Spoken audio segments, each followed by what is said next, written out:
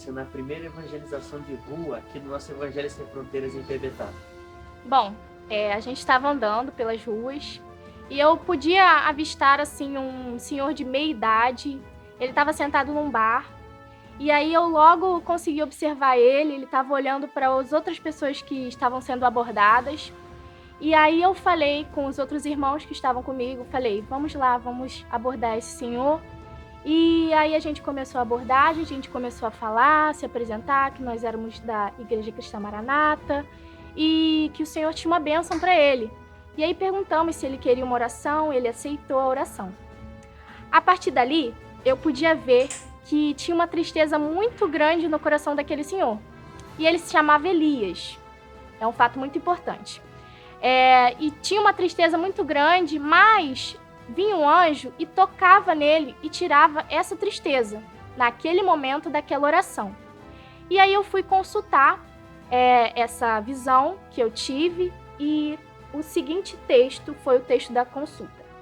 Elias teve medo e fugiu para salvar a vida. Em Beceba de Judá, ele deixou o seu servo.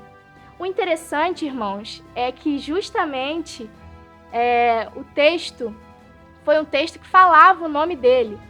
E isso foi bastante valoroso de se viver, porque o Senhor, da mesma forma que com Elias, da Bíblia, Elias estava triste.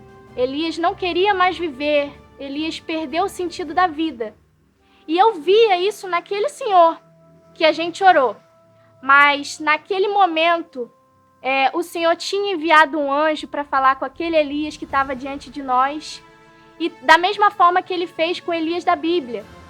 E aquele Elias se quebrantou, eu expliquei esse texto para ele. Eu falei, olha, o Senhor está tocando na sua vida neste momento.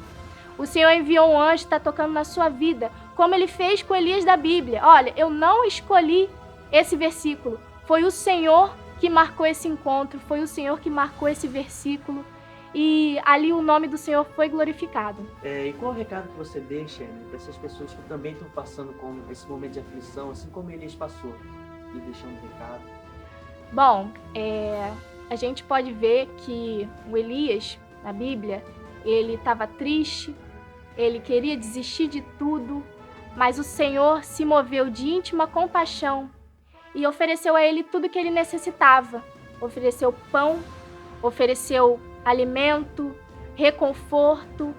E com as nossas vidas não é diferente, meus irmãos. Tudo aquilo que a gente necessita, tudo aquilo que a gente precisa no momento de dificuldade, o Senhor está pronto a nos dar, pronto a nos oferecer, a nos mostrar qual é o caminho.